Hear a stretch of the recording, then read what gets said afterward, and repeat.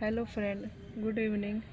आज मैं अपने मिर्च के पौधे जो 2 पौधे हैं एक छोटे से पॉट में जो मैंने बीज से उगाए थे उनकी आज कर रही हूँ रिपोर्टिंग। तो सोचा कि आज एक रिपोर्टिंग करते हुए एक वीडियो तैयार किया जाए। दोनों पौधे तैयार हो गए हैं और बढ़ रहे हैं, लेकिन डेवलप नहीं हो रहा है क्योंकि जगह कम है और पौधे 2 हैं, तो इन्हें बड़े पॉट की ज़रूरत है। ठंड की वजह से कुछ पत्तियां भी सिकुड़ रही हैं और फ्लावरिंग भी होके गिर जा रही हैं। पोषक तत्वों की कमी की वजह से भी हो रहा है।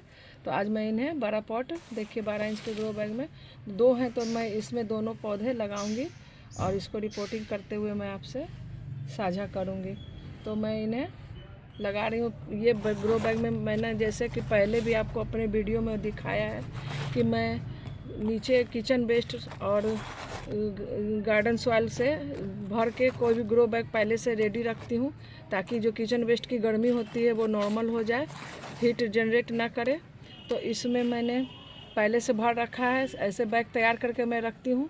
बसंत ऋतु के लिए मैंने ऐसे 6-7 बकेट तैयार कर रखे हैं ताकि मैं बसंत ऋतु के पौधे लगा सकूं।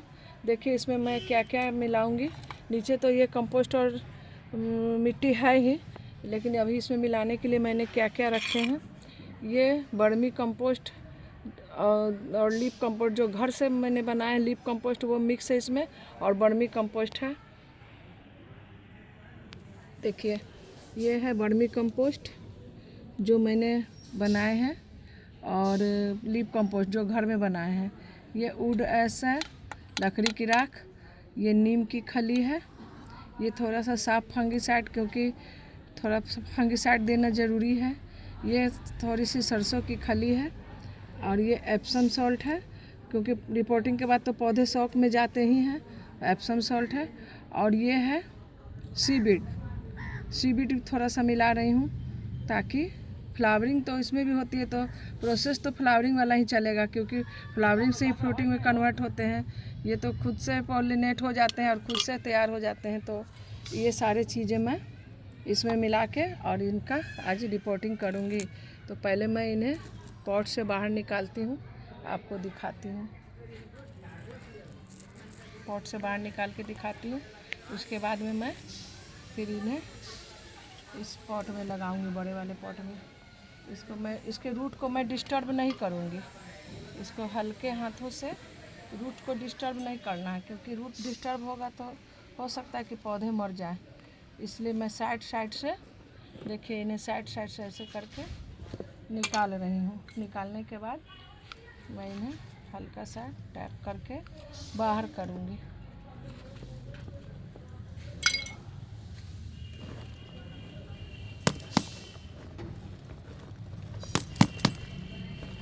मैं इन्हें बाहर कर रही हूँ।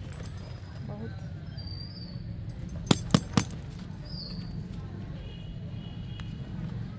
ज़्यादा लगे हुए हैं।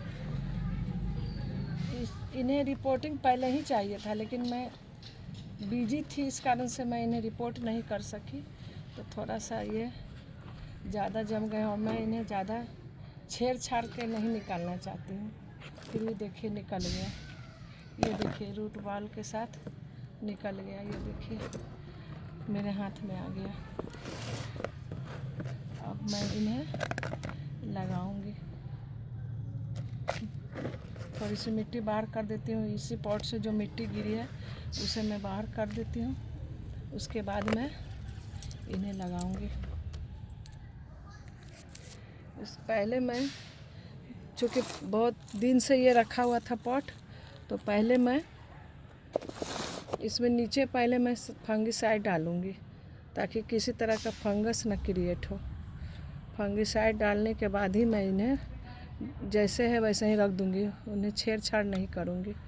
फंगिसाइड डाल के थोड़ा सा वुड ऐश, ये भी फंगिसाइड का काम करता है, डाल के और मैं इन्हें इसमें एटीजी जैसे ही रख देती हूँ। देखिए इसे रख दिया। अब ये जो जितने भी कंपोस्ट हैं, ये देखिए जितने भी कंपोस्ट हैं मैं इन्हें मिलाऊंगी।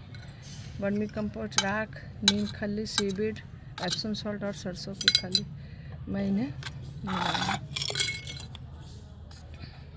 जब मैं इन्हें निकाल रही थी तो मुझे एक वर्मी दिखे थे, तो मैं उन्हें उसी तरह डाल देती हूँ गमले में, इसलिए मैं हाथ से नहीं छू रही हूँ, क्योंकि वही तो जाएंगे तो हमारे पौधों के लिए बहुत अच्छे रहेंगे।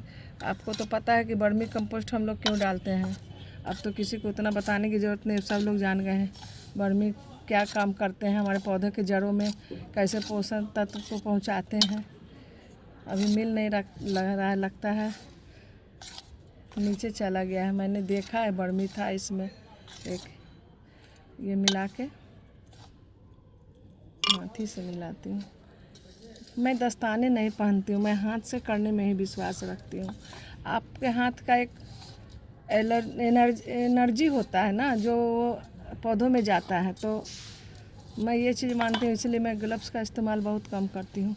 अब मैं इन्हें चारों तरफ से इसमें डालूँगी, डालने के बाद और मिट्टी भरूँगी ऊपर से।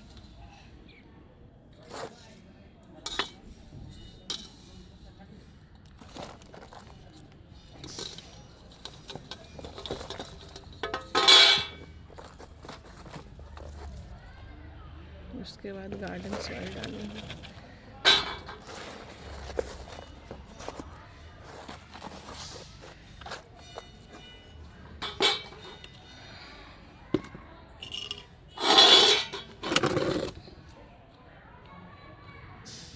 इसमें मिट्टी भर दूँगी।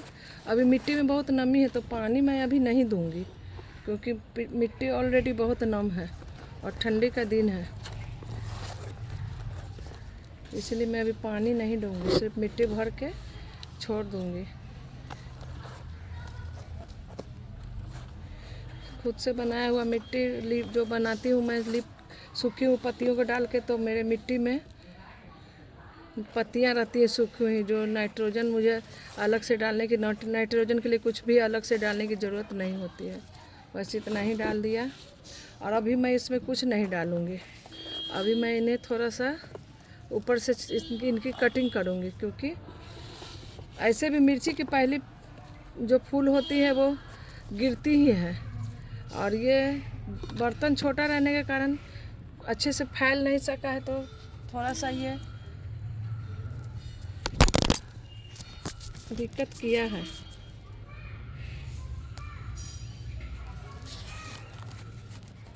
ये देखिए मैं यहाँ रख रही हूँ मोबाइल,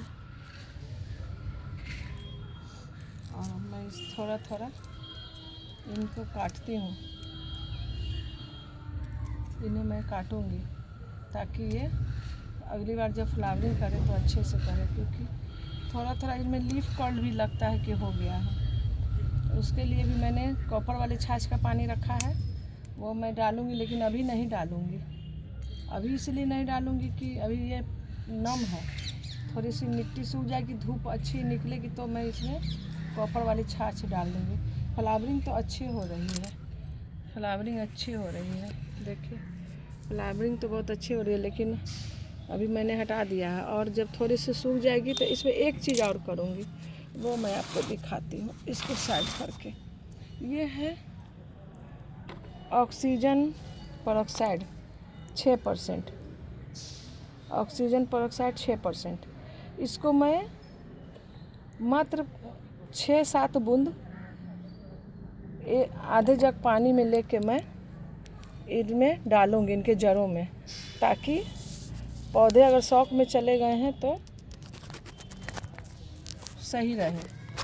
तो वो काम मैं करूँगी, लेकिन वो भी अभी नहीं करूँगी, 1-2 दिन के बाद ही करूँगी, अभी नहीं करूँगी, अभी कुछ नहीं करूँगी। अभी जो मैंने किया अभी इसको वैसे ही छोड़ दूँगी, और यहाँ से मैं इसे हटाऊँगी भी नहीं, अभी यहीं छोड़ दूँगी। और 2 दिन के बाद इसमें ऑक्सीजन पेरोक्साइड, और उसके बाद जब ये थोड़े से जड़ को पकड़ लेंगे मिट्टी में, तो मैं इनमें कॉपर वाली छाछ डालूँगी। उसके बाद का फिर अपडेट मैं आपको दूँगी। तो आज ये रिपोर्टिंग का ये एक छोटा सा वीडियो मैं आप लोगों के सामने लेकर आई हूँ। आप लोग अगर इसमें कुछ सही गलत लगे तो कमेंट में कृपया सुझाव ज़रूर दें फ्रेंड। Thanks friends.